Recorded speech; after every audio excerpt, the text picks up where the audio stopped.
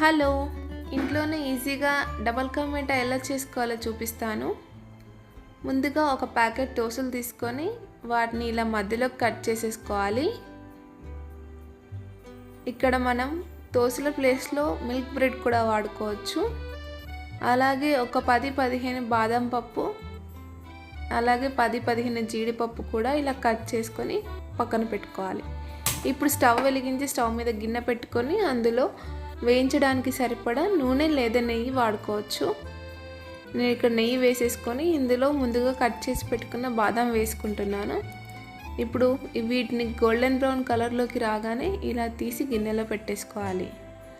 ఆ తర్వాత కట్ చేసి పెట్టుకున్న జీడిపప్పు కూడా వేసి వేయించుకోవాలి.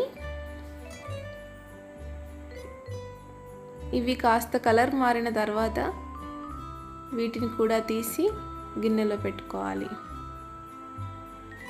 మరీ ఎక్కువగా వేగకూడదు. అలాగే దీంట్లో ముందుగా కట్ చేసి పెట్టుకున్న దోసలు కూడా వేసుకోవాలి. ఇప్పుడు ఇందులో నెయ్యి పడితే యాడ్ చేసుకోవచ్చు, లేకపోతే లేదు.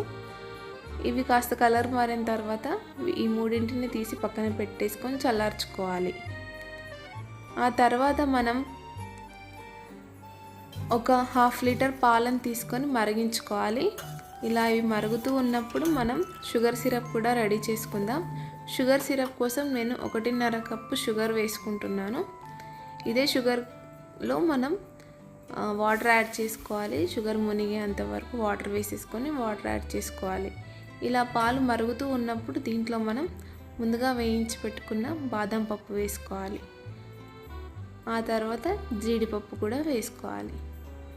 ఇలా వీటిని వేసుకొని బాగా కలుపుకొని, ఇక్కడ నేను కలర్ కోసం కాస్తంత కుంకుమ పువ్వు వేసుకుంటున్నాను. ఇది ఆప్షనల్, ఉంటే వేసుకోండి, లేకపోతే లేదు. ఇలా వేసుకొని బాగా మరిగించుకొని స్టవ్ ఆపేసుకోవాలి. ఇక్కడ మనకు షుగర్ సిరప్ ఆల్మోస్ట్ రెడీ అవుతుంది. ఇప్పుడు ఈ స్టేజ్లో మనం కొంచెం ఇలాచీ పౌడర్ వేసుకొని స్టవ్ ఆపేసేసుకోవాలి. ఇప్పుడు ఇందులోనే వేడిగా ఉన్నప్పుడు షుగర్ సిరప్లో చల్లార్చుకున్న మన దోసలు వేసుకోవాలి. దోసలు వేసేసుకొని బాగా కలుపుకోవాలి. ఈ షుగర్ సిరప్ వీటికి బాగా పడుతుంది.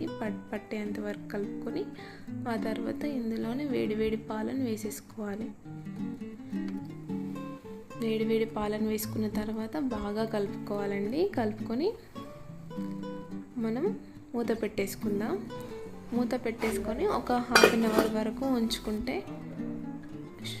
ఆ షుగర్ సిరప్ అండ్ పాలని దోసలు బాగా పీల్చుకొని మనకు డబల్ కా మీఠా రెడీ అవుతుంది. ఇలా రెడీ అయిన డబల్ కా మీఠాని గిన్నెలోకి సర్వ్ చేసేసుకొని తినేయడమే. చాలా టేస్టీ ఉంటుంది. ఇంట్లో మీరు కూడా ట్రై చేసి ఎలా ఉందో కామెంట్స్ రూపంలో తెలియజేయండి. Thank you for watching.